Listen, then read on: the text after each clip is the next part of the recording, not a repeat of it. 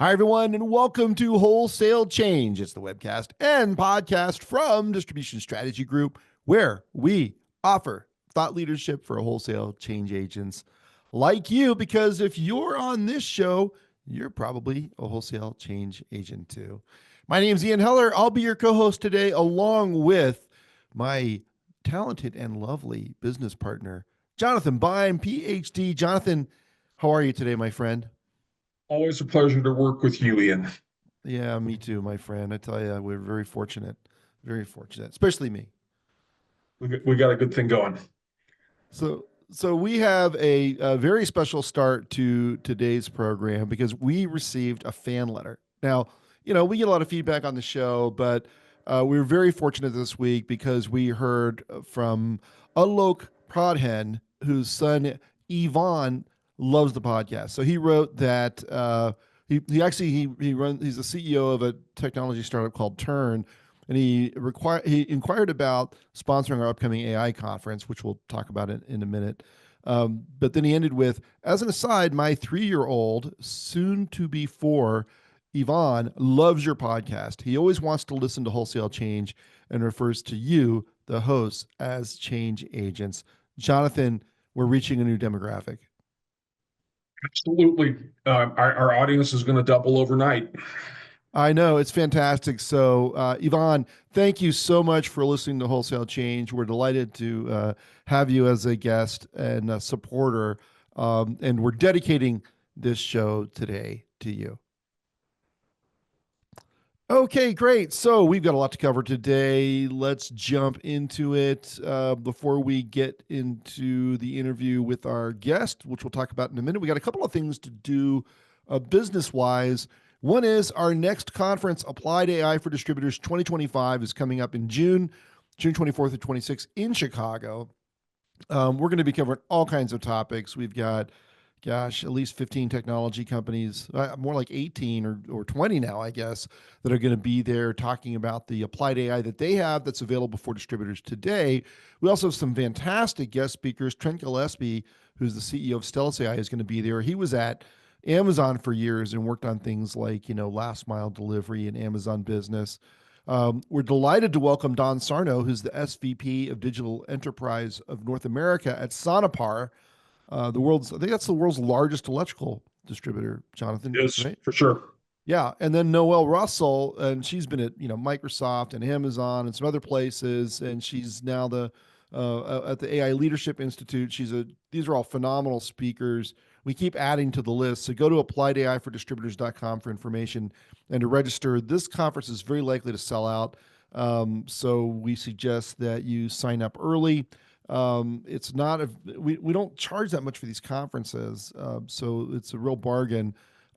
We recognize that you're going to spend some time coming to Chicago if you don't live there already, but this is going to be an amazing conference. And Jonathan, you said it before, but there's a lot of criticism that distributors are behind the curve technologically, they're slow to adopt, et cetera.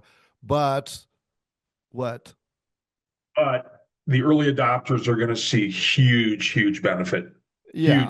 over the next 5 years. And the technology is being applied right now. We're not waiting for some magical event in the future. The early adopters are getting huge efficiency benefits, some effectiveness benefits as well from applying AI in different functions in their business right now. Yeah, and the bottom line is that the people at our conference are not the norm, right? They're ahead of the curve. Yep. Good. Okay, so we have some new sponsors today. First of all, we want to thank Band for sponsoring Wholesale Change. I think they're a first-time sponsor for us, Jonathan. Of Um, of of our webcast, yes. yes, of our webcast. So distributors leave millions of dollars in rebates and incentives on the table every year simply because they missed a growth tier by a few $1,000s without even realizing it. This webinar is brought to you in part by Band, the smart rebate and supplier management platform. Distributors who use Band never lose track of supplier rebates, spas, or claimbacks. They know which of their products are most profitable and why. Band's AI spend analysis finds the best supplier mix and surfaces insights to negotiate profitable deals with both suppliers and customers. It plays well with your ERP and existing systems to manage your supplier contracts and automatic rebate tracking, processing, and collection. Join the fast growing businesses using Band. Never miss a tier again. Today's attendees get 15% off their first year of Band. For more information, check out joinband.com/DSG. That's joinband.com/DSG to claim your 15% discount. Wholesale Change is also brought to you by our friends at Epicor. Epicor has been doing business with us for a long time. We just really love and appreciate their support and love working with them. And Epicor is a software company that has helped thousands of wholesale distributors for over 50 years to integrate their business functions into one ERP system. Because of their deep expertise in distribution, they understand your world and your unique challenges. Epicor ERPs are designed to help you operate more efficiently today while preparing you for whatever comes next. They will transform your ERP from a system of record to a system of insights and action with easy-to-use, practical, outcome-focused, and responsible AI. Epicor solutions provide distributors like you with a consolidated ERP that is ready to use out of the box and allows for long-term growth. If you're interested in new technology, they'd love to chat with you to understand what you're looking for. You can reach out to Epicor at epicor.com/distribution. That's epicor.com/distribution. And our final sponsor for today is Net at Work. Technology should empower your distribution business, not complicate it. That's the principle Net at Work has championed for 25 years. With over 450 technical experts, Net at Work specializes in helping wholesale distributors optimize their operations. From CRM and business automation to advanced ERP systems, they provide comprehensive solutions that streamline complex distribution challenges. Their approach goes beyond implementation. Net at Work helps distribution companies scale efficiently, leveraging modern cloud technologies to improve inventory management, sales processes, and operational effectiveness. Reach out to Net at Work at 1-800-719-3307. That's 800-719-3307, or visit netatwork.com. Net at Work, advancing your business through smart technology. And there's never been a more urgent time to embrace smart technology. Right, Jonathan? 100%. The time is now. Train's leaving the station. Yeah, right. Yeah, it has left the station. You better catch up. Okay, now we are delighted to welcome to the show RJ Cilley, who's the Chief Executive Officer at Voomi Supply. I talked to RJ a couple of weeks ago and felt that his story and Voomi's story is really interesting and that we should bring it to our Wholesale Change audience. RJ, welcome to Wholesale Change. Thanks for having me. I'm super excited about this, and all the AI talk excites me because there's just so much to embrace across every single industry. And I think you guys have hit the nail on the head that people who are going to embrace these things are really, they're going to be rewarded for it. So. Yeah, and punished if they don't embrace it. There's a lot to do, and I think the question is like where to start with each one of these, right? And so every single day you look at it and you say, what is our biggest use case that is applicable to this? Some are solved, some are not solved, and it's just prioritization is going to be super important because there are so many use cases that can apply. But I think you guys said it well. So let's just move so fast. I mean, like DeepSeek came out last week, upset the stock market. And then I think today or yesterday, Alibaba said, hey, we've got one too, and it's better than DeepSeek. And, and that's just in the LLMs. Now you get to the applications that are a potential part of a distributor's technology stack. Man, you really have to focus and devote resources just to staying current. Yeah. And I think there's a lot of just embracing it, but by learning how to use it in your daily life is kind of how I encourage my teams across the organization to like do something very simple, right? And you start to understand the use cases and the things that it can do, and then you bring it to work, and it helps you extend. So even using ChatGPT on your daily, give me a recipe idea. People can't believe how easy it is, and then you apply that to work, and it starts to 10x, your productivity, and that's just it's a great tool. So yeah, it's exciting, scary and exciting. Hey, if anyone on the call has questions, please use the Q&A button down below. We will weave them into the conversation, so feel free to weigh in often. RJ, why don't you start by giving us a little bit about your background, pre-Voomi, and then what you do at Voomi? Yeah, totally. So my background really over the last decade has really been about e-commerce. So kind of, earlier in my career, I got interested in e-commerce. And at the different organizations that I worked at, whether it was, home goods or apparel, I was focused on e-commerce. So e-commerce from merchandising and marketing to then really building product and engineering and, learning how to bring great product to the forefront.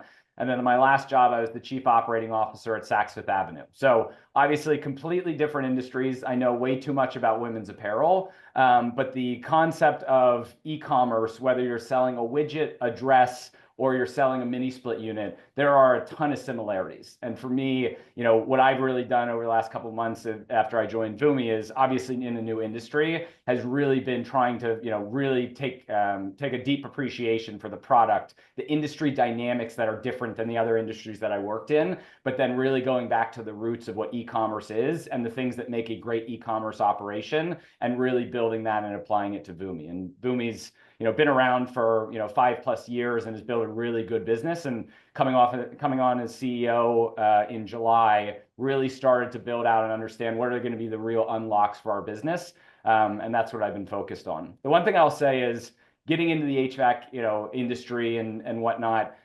There have been some really, I'll call it crucial people who have, I'll call it welcomed me to the industry, which was, somebody told me early on, this industry is about the people. And I really learned that. To the random people on LinkedIn who said, connect with me and took a meeting with me and kind of showed me the ropes. I'm super grateful for that. And for me, it's just been a way for me to immerse myself in the industry, going to conferences and just really chipping away at learning the intricacies of how this is different from the other industries I've been in. Distributors are great people, so we're glad that you've gotten that reception. 100%.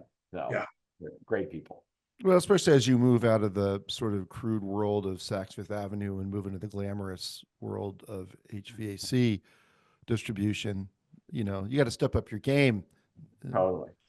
But yes, different product, but really have enjoyed kind of the time I've been in it and see a ton of opportunity. And really Voomi's here to be great partners to the industry, to kind of show an opportunity that is, I think, still being discovered. Some people have, some people haven't. And as we talked about, in your intros, there's a group embracing it, and I think that's super important. But I think the entire industry understands the importance of it. But there's a lot of things and barriers that we need to keep chipping away at, and I think Voomi is really on the forefront of helping along with that. So why don't you give us an overview of what you do at Voomi? What does the company do? Who are the customers? Not so much who are the suppliers, but what are the nature of your suppliers? How do you provide assortment and fulfillment, et cetera? Yeah, totally. So we are, at heart, we're an e-commerce distributor. So we are, that is, our main business channel. We're really tech forward. Like as we talked about at the beginning, there's a lot in this industry that, to unlock e-commerce is super important. And one of the biggest things, just starting with it, is the digitization of this catalog, right? Millions of SKUs. Every report I read and everything that I see, there's just, millions of SKUs across these categories. And that's a really, really hard thing to do, right? The intricacy of, a part being replaced, a part having a new name, changing all that. All the digitization pieces are really tough. And there's some companies who've done that, right? What we have kind of looked at and said is there's the digitization of that's important, but also the commerce aspect to it. So at heart, that's what really Voomi has solved kind of the problem for, of this massive catalog and how we create a national sales platform for it. And that's what, again, the founders and the team have really chipped away over the last couple of years. And for us, what we need to do is, e-commerce is all about barriers and trust. And what we need to do on a daily basis is continue to kind of build out our operations, build out the kind of, last mile delivery, all those type of things. That is what's going to be the biggest unlock in this, in this industry, to trust that an e-commerce experience, I'm not making a trade-off. And so what Voomi does is as we talked about, we work with distributors, we work with a lot of different partners, but we digitize the catalog. We work with them for either data or whatever it may be. We create a sales channel, our website, VoomiSupply.com. And then what we really do is we work with our partners from a fulfillment perspective, but we handle all of kind of post-purchase, right? So from questions, upfront questions, rebates, like anything that has to do with, kind of the intricacies of post-purchase delivery, that's where we really step in and play kind of the facilitator of that. And, from my background, as I talked about, the operations of creating a perfect order after you hit click, that is a really hard thing to do, and it takes years and years away to chip away at that. But that's what Voomi has kind of, stood for and does a really good job of. And that's where, every day we'll make mistakes, but when you can get to the confidence and trust level of going and picking it up in a brick and mortar store, and people say, I don't need to make a trade-off, that's where, e-commerce really starts to take off. An interesting question as we were preparing for the show, RJ. Some people would view multiple sellers, one platform, as a marketplace. As we were preparing for the show, you say you like to not think of yourself as a marketplace. And we've seen similar models, by the way. So I'm curious on your thinking about this. Yeah, I mean, I think there is there's nomenclature and stuff like that. When you think about an Amazon model or, big marketplace models out there, you do get this, race to the bottom from a price perspective, right? And that's everyone's biggest fear, that this is just a commoditized product and there's going to be no differentiation. And for us, that's how I think about it, right? That, price is obviously a big component in e-commerce. You're one click away from finding out what is someone else is selling it for. And if you trust them, you can order from them. I think we look at it and say, yes, that's an important piece, but seller reliability, geographical diversification, for us, that's why we look at it and say, we're a distributor, and whether we own inventory or not, our model can be very fluid. And that's where at the end of the day, we want to just enable this million SKU plus catalog in whatever way that we possibly can. So I think to the technology piece that we talked about, at the end of the day, we might not take inventory ownership on everything, but we are doing the same thing that others are doing with, listing something for selling and getting it to your door. So again, I think there's some nomenclature stuff, but for us, that was important to not just, signal that we are a lowest price retailer or something like that. That's not actually what moves the needle in our mind.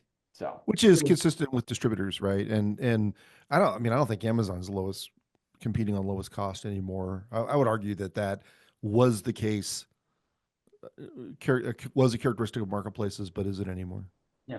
And I think that to your point, there's an evolution. And as you see, seller reliability, like I said, in this industry, when you're shipping heavy goods, you could have someone in, New York, but it's ordered in California. It could be $300 cheaper with someone in California because of the shipping costs, right? So those type of dynamics really come into the overall algorithm of why you would sell one versus the other, or, placement in the country or whatever it may be. So. And so when you think about the benefits for a distributor, you're generating demand.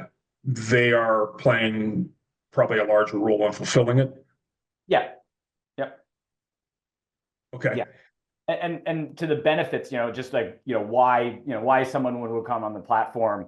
For us, we stand up essentially a national distribution overnight, right? We are, what you might have in a local market where you're dominant. What we find and what I love is every single time we work with a new catalog or a new supplier or whatever it may be, you find out something that distributor is really good at, right? Whether it's brand or scarcity of a product that they might not have demand in their market, but there might be demand in somewhere else. And I think when we think about our best, with our best partners, that's the eye opener for them, right? That they worked in a local market, something small, but there's actually national demand, and something that they might not have as fast as moving inventory in their market. It moves, in a market very quickly. And I think that's where, when you really embrace the, full catalog and getting the operations right and all those type of things, you can stand up a significant national kind of sales platform overnight through us in a very cost-efficient way that is essentially an incremental channel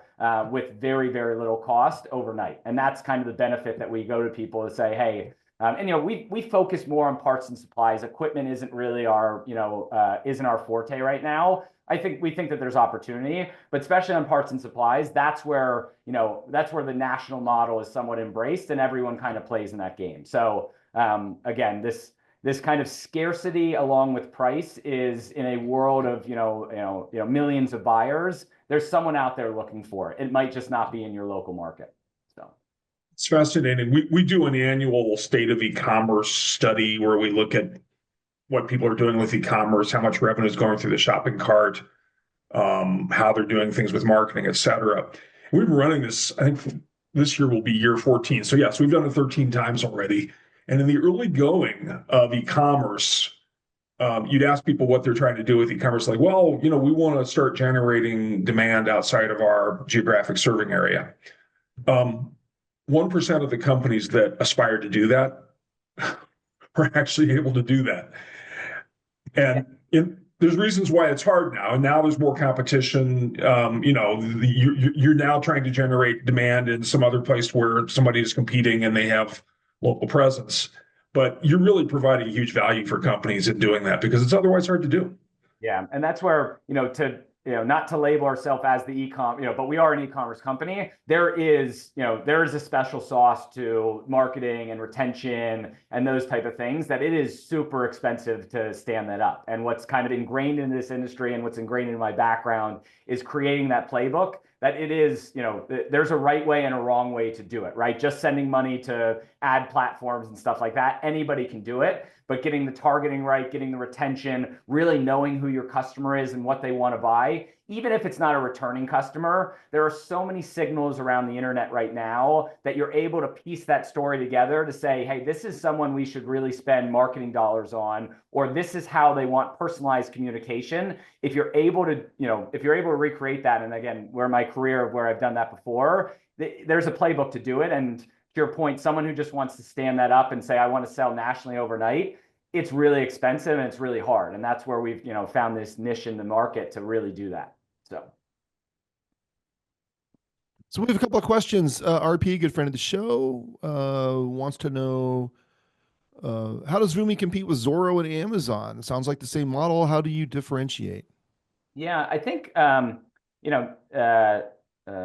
talking direct about competition, I think for us, is really being known as the go-to for anything in this industry, right? And I think, when you think about a broader experience, maybe something like Amazon, it is, it's hard to navigate, right? It's hard to go and find. Yes, they have good search, but for us, being known as kind of the one-stop shop is super important. And I think what I talked about before of the digitization of the catalog and going and aggregating supply over, an entire national presence, there's a differentiator. And I also don't think this is like a winner takes all. I think this market is so large, as you guys, have probably seen in your studies, and everyone knows that there's room for players in the market. And for us, I think creating that perfect operation and always being reliable and being known that you can get it there, that is what we're going to, stand on every single day and get better at every single day as well. So for us, creating and control the things that we can control, that's how we build a great business. Yeah, I don't think Amazon has great search anymore. I mean, they sold their search, right? They commercialized it. And so, my personal point of view is it used to be a lot better. Now, you can search for an exact item and you get 2 pages of other stuff where people have bought the position in the search. Okay, and Darren wants to know, I would be curious to know what the key differences you have found between B2B e-commerce and B2C e-commerce. How do customer purchasing behaviors differ? So what are the overall differences between the two, and how do the customer purchasing behaviors differ?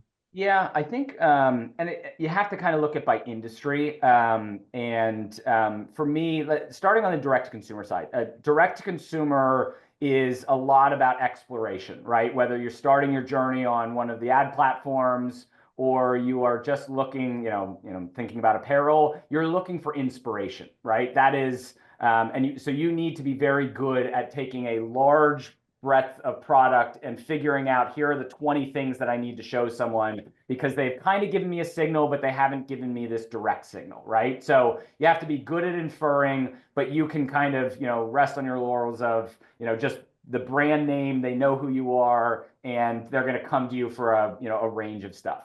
I think on the B2B side, and specifically in this industry, it is very, very intent-based, right? When you look at the type of search and you look at what people are searching for, it's very specific, right? There is not much exploration. I think mini splits is one area that we do see exploration of, hey, why one versus the other? But 99% of the other searches are super intentful, right? Or have intention.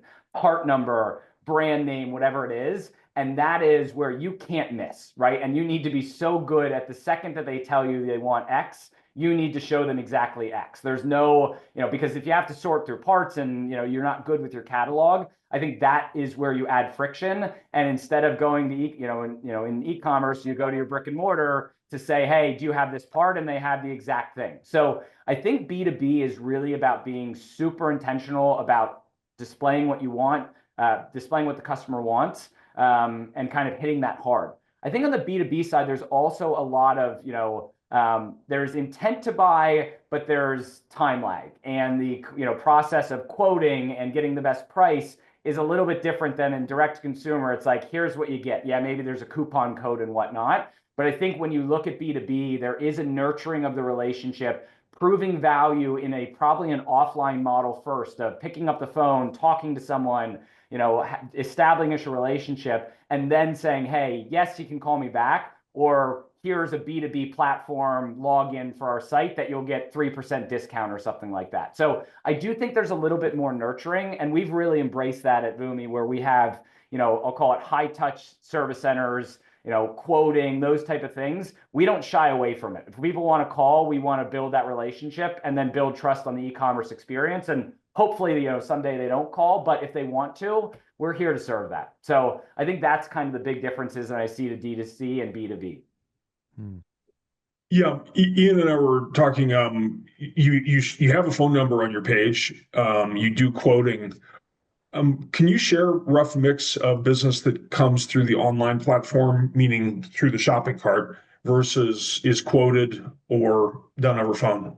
Yeah, I think to just step even one step further back, 50% of our calls are about product discovery, right? Where they want to know about the product. They need some either motivation, confidence building, whatever it may be. So I think why I wanted to highlight that is it just shows the magnitude of, kind of building that trust and exploration and research that needs to be done.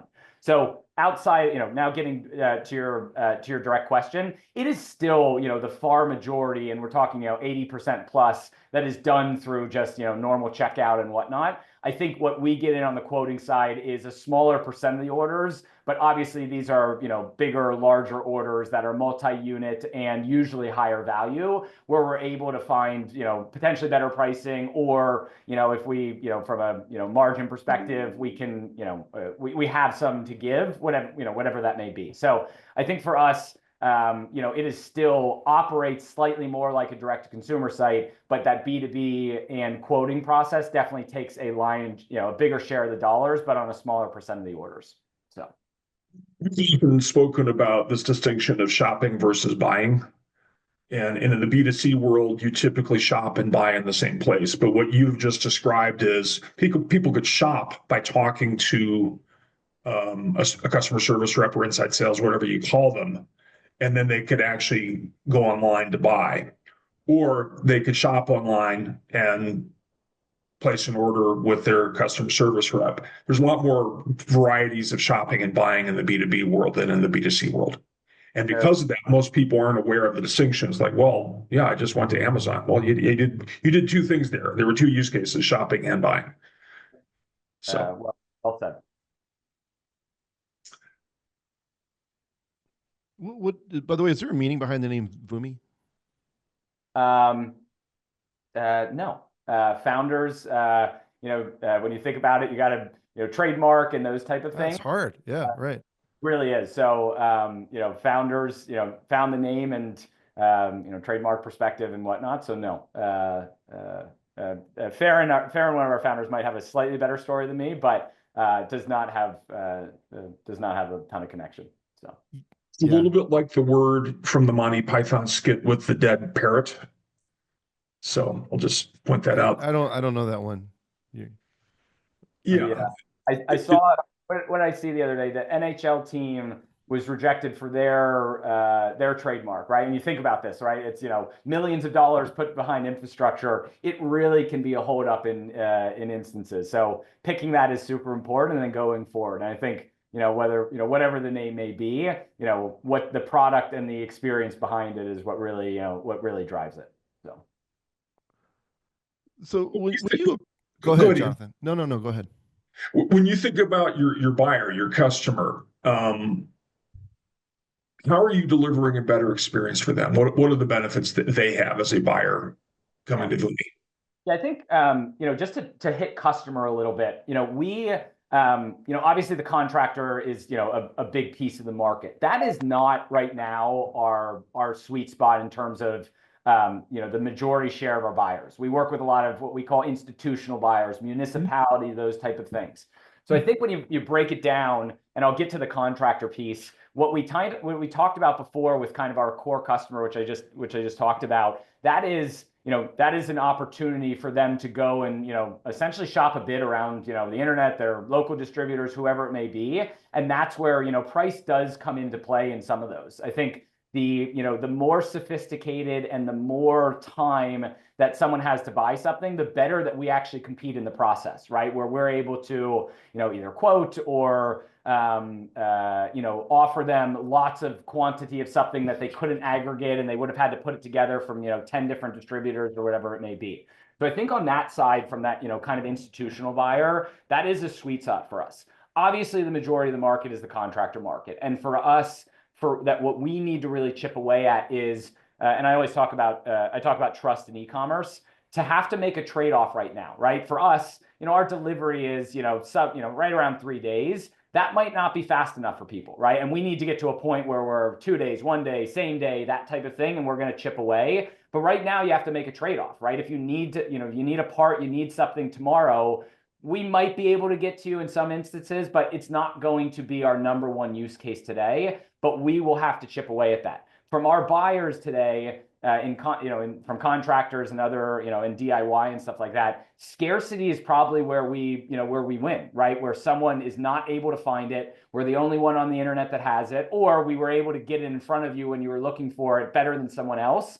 That is a big differentiator for us right now. And I think as I continue to chip away at the catalog and understand how big it is and how diverse it is, I think scarcity is going to be a massive staple for us, for in eternity, right? And we'll continue to, trade, price and scarcity and these different things. But scarcity is kind of, they can't find it. And, we really do find people who are, I can't believe you have it. You're the only person that has it. And for us, that is a big differentiator. I think the last thing is, we do serve the DIY customer. It is just, it is someone that we service because of our large catalog and those type of things. That is, that's probably the similar pillar of scarcity that we're able to offer. And they might not need it tomorrow, right? It's Monday or Sunday. They're planning for their next weekend job. We're going to get it to them in time. And that's where they can, shop around, look at different options and, land on Voomi and, in some of their interactions. So that's kind of how I think about customer and value prop. And what we really need to do, and I keep saying it, is we need to get to a point where people don't need to make a trade-off, right? And I talked to someone about this the other day. Like right now, financing is actually, it's a great product in brick and mortar. It is not a massive offering on e-commerce. And so we partnered with people because we kept on hearing it from our customers. You guys need to offer financing. Yes, we have buy now, pay later, but we actually offer terms like a brick and mortar distributor does. And that's an offline relationship that we then can bring online. But for us, that's a differentiator. So we just need to keep chipping away at each one of those to offer and make sure that people don't need to make a trade-off essentially. And that's where you've seen it in other industries. That's why groceries is starting to have its moment. There's not really a trade-off. DoorDash and Instacart will get it to you in an hour and a half. I don't need to go there. Great. I trust it, and they actually bring me the strawberries that I want. So that's what we need to keep chipping away at in every industry in e-commerce. Question actually from one of our audience in terms of scale of the business, employees, SKUs, suppliers, how you think about different aspects of scale of the business that you're comfortable sharing at this point. Well, yeah, I think catalog, you can, if someone wanted to click through and stuff like that, we have over 300,000, SKUs live. We have access to, over 1 million. We do play in a couple other categories, like HVAC is focused, but we do play electrical, plumbing, and a couple other categories. But, in our catalog internally, we have millions and millions of SKUs. So I think for us, to think about that scale and how many distributors you have to work with to get that, it's large. And I think what the team before I joined really focused on and did a great job, that was their focus. And to go and get and be able to digitize this big a catalog, that's where we look at it and say we are differentiated there. When I think about distributors and sales, we don't publish those, but we are getting to a point where, when you think about customers, we have many multi-million-dollar customers on the platform. And that's where, when you think about, reach and stuff like that, we are looking at this and saying in a $180 billion, market, there is a ton of, there's a ton to go after. And that's where we're focused on. And, we think about billions, not millions. And, we truly believe in that. So that's the path that we're on. One thing I would note, two of the most profitable companies I've ever seen in distribution, I won't mention names, but they were mid-20s in EBIT, had single location, no outside field sales. And it was significantly, these were companies that had evolved from catalog houses that tells you when they were started into e-commerce and then, customer service, inside sales, et cetera. This can be a really terrific model, especially to the extent that you continue chipping away at the different lanes that you've described for us. So just keep that 25% EBIT in mind. Every single day, profitability.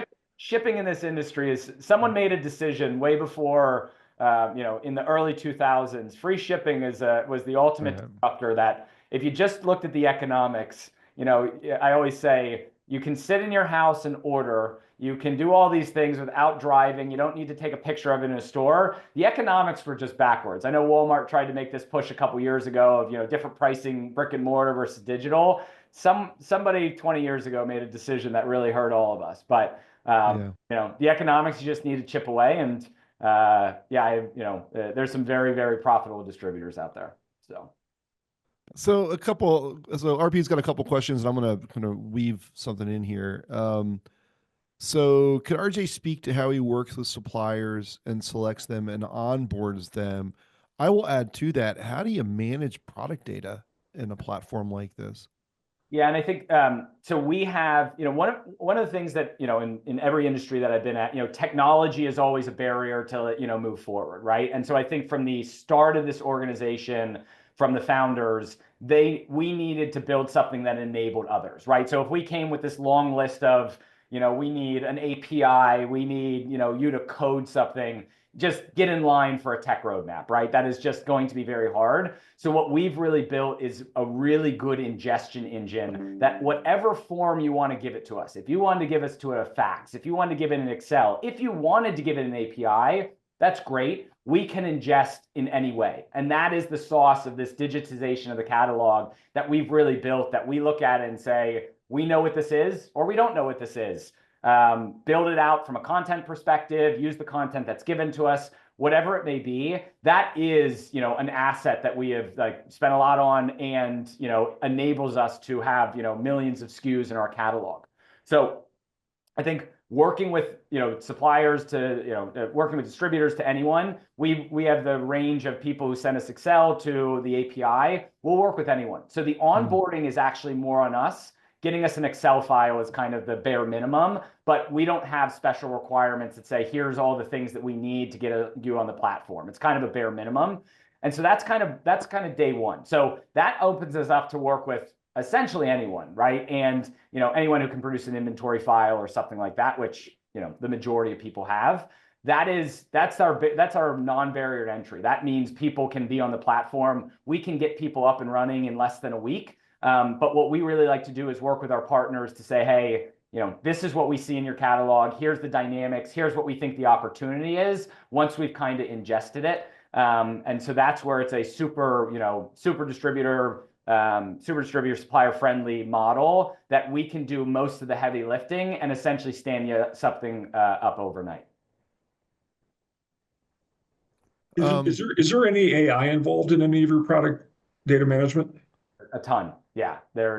If you think about it, kind of the original ingestion, let's just, to what I said at the beginning, things that look very similar. Some people might have internalized the data and added, a column or added a space to it, added a character to it, put their own, their name on it or something like that, we recognize and try and understand, is this like something we already have, right? Because if not, you're just going to create, a new record for every single thing. And that's not, that's not efficient. So there's AI in that. Content is a great area where AI has played a really good part, not just for us, but across the industry, where you used to have a copywriter sit there and describe it. Now you have someone who, you have a lot of data to put together to write descriptions. So essentially the entire, from ingestion to publish, there's a lot of AI around there. On the supply chain side, that's where it's getting really, really impressive in terms of predictability,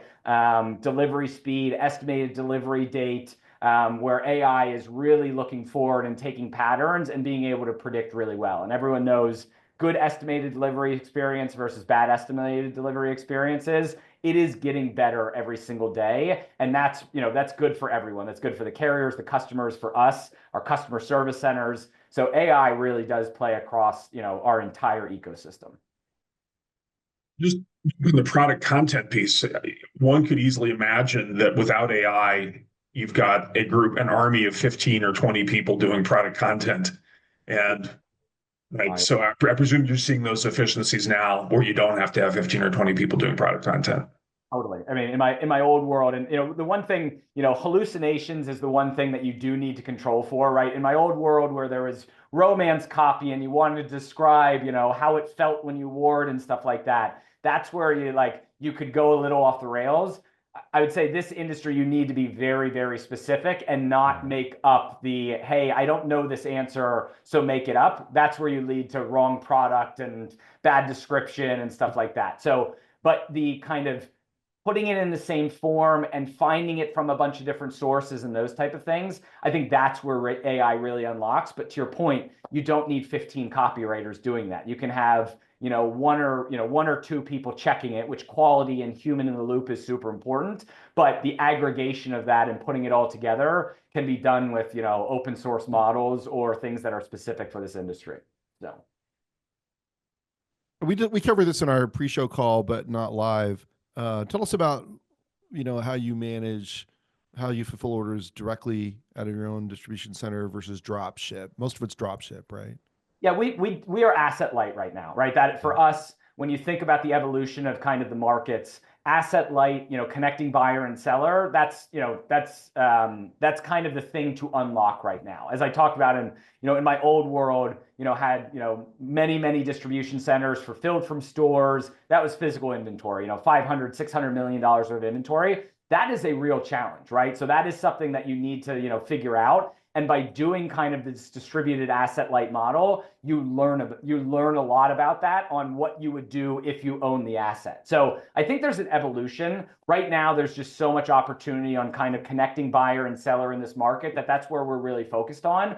But there's a lot of evolution. We have a fulfillment center in Pittsburgh, Pennsylvania, that we handle a lot of the reverse logistics. That's where it really is, can put a burden on people to check. Was it used? Was it broken? Where does kind of the fault lie? Or did the carrier screw something up? So for us, although it adds an extra step in in this supply chain, we felt that was a value add for us to offer to people, so they don't have to sit there and sift through returns and whatnot. So we really help out with that. And to my point on, if you think about, if someone wants to do this, the only thing that someone needs to really do is hand us an inventory file and put it in a box. Everything else is really on Voomi for us to coordinate the post-purchase and all that type of stuff. And that's where, when we think about us being a very simple model and customer-friendly model, that's where we just want to continue to take the friction out, put it on us because that's our background, and keep chipping away at doing the harder things. And that's where we're spending our time.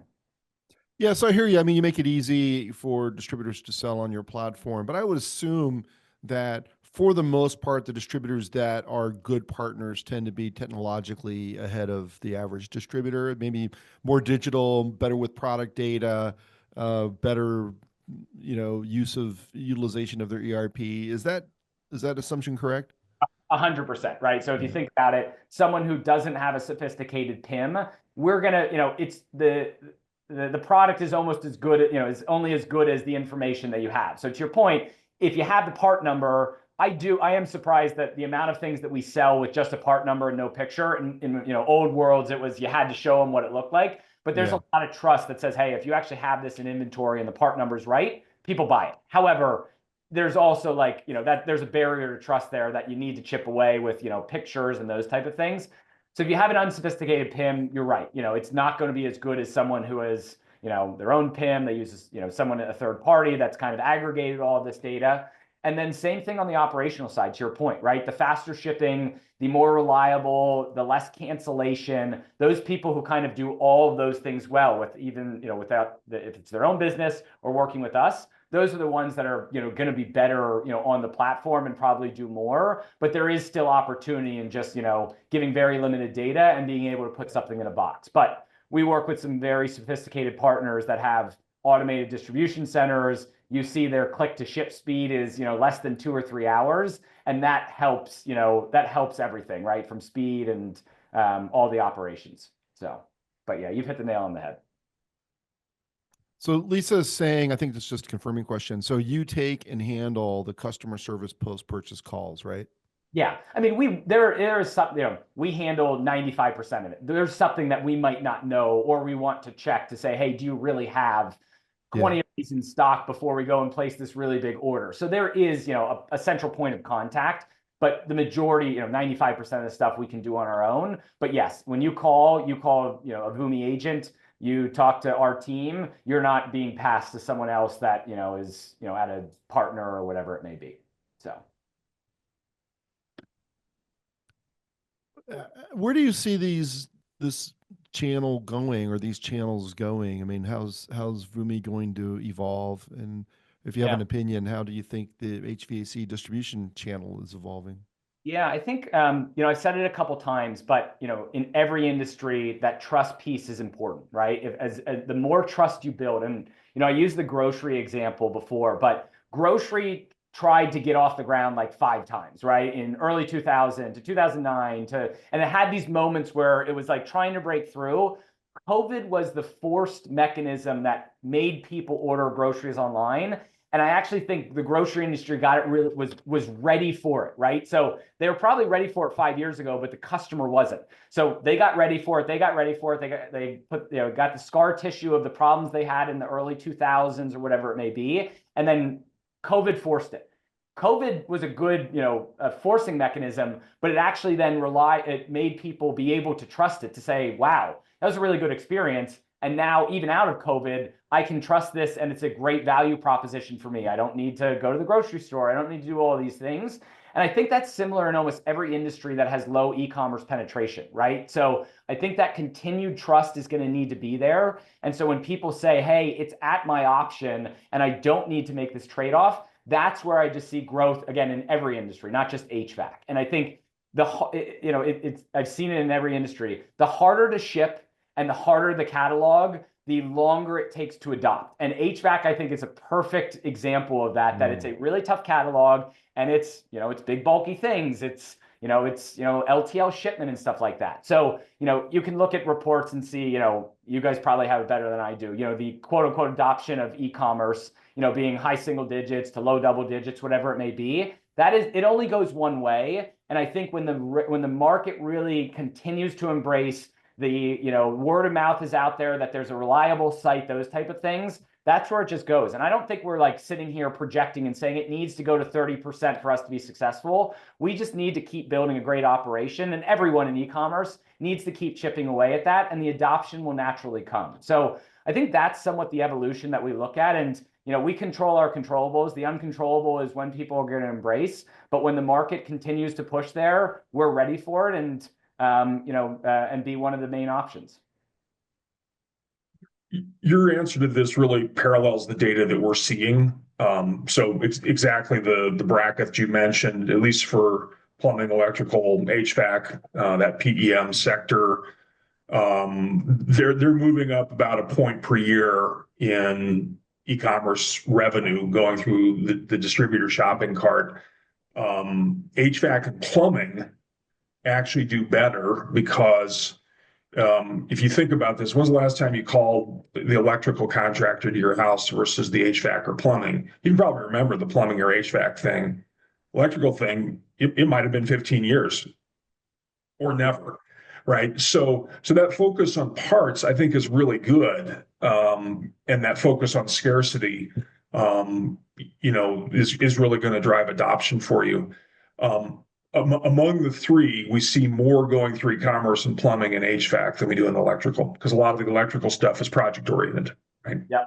So Yeah, totally agree. And the economics in a couple of these, there's higher average order value usually is helpful and stuff like that. So there is a little bit of how the economics can work at the end of the day to smaller parts and pieces and stuff like that. And when we really look at our catalog and see where starting to make headway, it is in the higher average order value stuff that is and again, it's just the economics of being able to do it profitably online and stuff like that. So there's a bunch of dynamics in that whole equation of e-commerce adoption and whatnot. So do this well, like Voomi, are inherently good at SEO and perhaps SEM.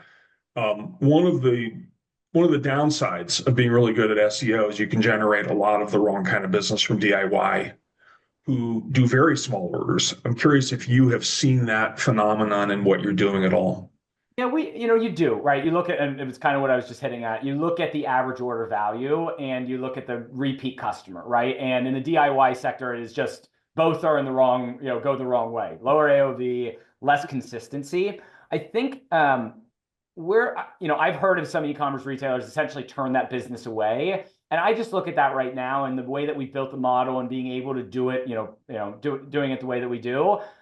I'm not in the market to turn the business away right now. And for us, when we just, I think about serving a customer and building trust and word of mouth and stuff like that. I do think that travels, but I hear I do think some of the paid search and the economics, that's where when you get really good at being able to say, hey, listen, if they happen to land on our site because of SEO, we will absolutely serve it. But spending, $3 a click on something that's going to be low repeat purchase and an $80, average order value, the economics are really hard to make that work. So I think there's to the controlling the controllables. That's one where if you can control how you serve and you happen to do it and can do it profitably or whatever, it's you don't need to turn it away. And I think we've built a model that we can kind of support, the entire ecosystem of customers. So, but we do see the cohort that you talked about. It just, it is a different economic model. And that would not be as sustainable, just want to focus on DIY. So.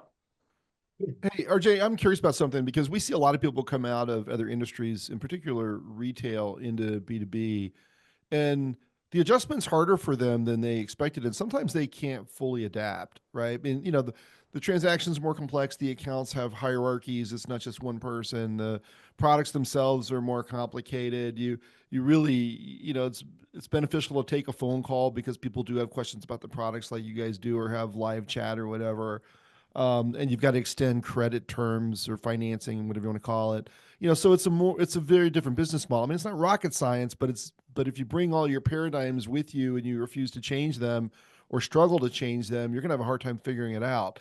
It seems like it's been pretty effortless for you. And so what is it about your background or your orientation or the way your brain works that has made you adapt so quickly? Yeah, I think it starts with Voomi as a company, right? Voomi as a company has built this model and has a lot of ingrained relationships, ingrained knowledge, and that just put it on the right foot. From our founders who really embraced themselves in this business for 4 or 5 years and had similar businesses in other categories. That just helps, right? And they've welcomed me with open arms and been very impactful to kind of onboarding me and walk me through the ropes. So that's important. I'll hit 2 points there. I've spent a bunch of time in different industries, right? From home furnishings to apparel. And I've always, I've used this word, I've always respected the industry, right? Where it's just I've seen a lot of people come in and say, we're going to disrupt and do all these things. And it's I use this example as in mattresses, love the Caspers and those guys of the world, but, it wasn't the other people in, Serta and Simmons. They weren't idiots, right? They understood the model, but they, maybe they did it slightly differently. So for me, I looked at learnings in those other industries that I just looked at as, I need to respect it. But I have been, I have, tried to just be a sponge and learn for the last, 7 months now. And what I said at the beginning, there have been so many people who have just opened arms to teach me the ropes when I call them and ask them a question, and it was probably a stupid question 7 months ago, that they have just, they've really embraced and taught me. And, I hope to be able to offer value to them at some point, but respecting the industry, having it ingrained in Voomi, and just, and learning, right? And I think I've learned so much in the 7 months, and I try to really talk to the customer and understand what's important to them, and solving for those things. That's just good business. And I think that's where we're going to continue to chip away. I want to continue to bring in industry expertise into our organization. We have some good stuff right now, but just going and saying, and I hate the word disruption because I actually don't view us as that, but just being the disruptors in industries can come to backfire on you. And I think that's where we really want to be great partners to this industry, offer a different service, but not, but we need to learn a lot. And I think that's where we're like embracing it and working with great partners. So that's a great answer. Okay, good. Well, I think we're going to wrap up now. If you want to hang out for just a minute, we'll do talk about a couple of our next shows. So if everyone can hold on for just a second. We're delighted on February 4th to welcome back to the lineup of speakers, Dr. Al Bates, who's an absolute, genius when it comes to distributor profitability. He's going to be giving us the annual State of Distributor Profitability, sponsored by Cavallo and Net at Work, who's coming back for that one. We're very excited about this. You don't want to miss it. Dr. Bates, or Al, Big Al, as his email says, he's got a lot of strong opinions that he delivers in a fascinating way that I think will provide fascinating insights for distributors. And then on February 12th, we've got a technology leader panel, the Distributors Technology Dream Stack. We have Daniel Edwards from NetSuite, Jeff Botch from Infor, Justin Cal, who's the COO at Spiro, and CJ Cartwright at UCI Solutions. This is going to be a very interesting discussion from a group of true experts. So you're not going to want to miss that. CJ, thank you so much for joining us today. I learned a lot. You're a great spokesperson for Voomi, and it sounds like you're doing great things there. So we appreciate you taking time out of what must be a very hectic schedule to share what you know and what you're doing with our listeners. Thanks so much for having me on, guys. It was great. You bet. All right, everyone. Thanks for joining us today. We'll see you next time on Wholesale Change. Bye now.